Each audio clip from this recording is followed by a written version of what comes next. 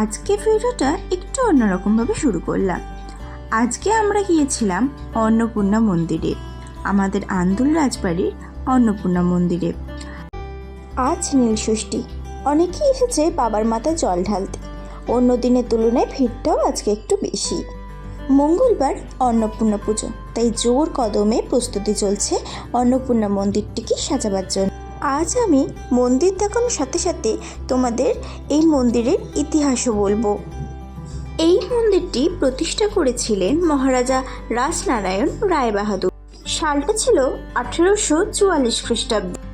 এই মন্দিরে মহাবিষ্ণু সংক্রান্তির দিন অন্নপূর্ণা ঠাকুরের প্রতিষ্ঠা করা হয়েছিল। তখনকার সময় এই অন্নপূর্ণা মন্দিরটির নাম ছিল ভোকাশী ভবন। অষ্টধাতুর তৈরি অন্নপূর্ণা দেবী এবং নটশিব প্রতিষ্ঠা করেছিলেন মহারাজা রাজনারায়ণ রায়বাহাদুর 30শে চৈত্র 1251 সালে। দিনটি ছিল শুক্রবার। অন্নপূর্ণা দেবীর মূর্তির সামনে বেশ কিছু শালগ্রাম শিলা পরপর সাজানো আছে। মূল গর্ভগৃহে দুপাশে আরও দুটি কক্ষ আছে।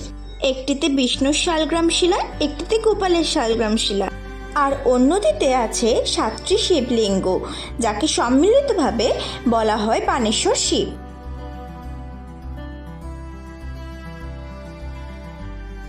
মন্দিরের প্রধান উৎসব হল অন্নপূর্ণা পূজা।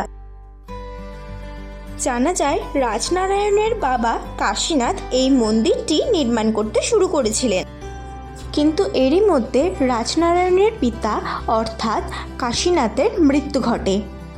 তাই রাজা রাজনারায়ণ এই মন্দিরটি নির্মাণ করে তার মা বাবার ইচ্ছা পূরণ করেন। বর্তমানে মন্দিরটি আন্দুল রাজডেভিট স্টেট দ্বারা পরিচালিত এবং রক্ষণাবেক্ষণ করা হয়।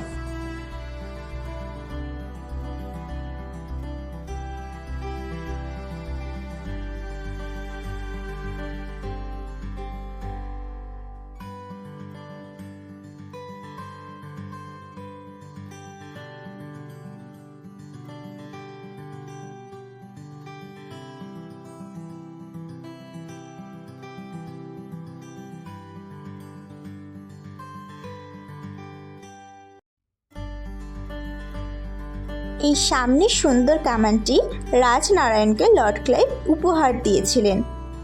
আগে দুর্গাপুজোর সময় এই কামানটি থেকে দুবার গুলিবর্ষণ করা হতো।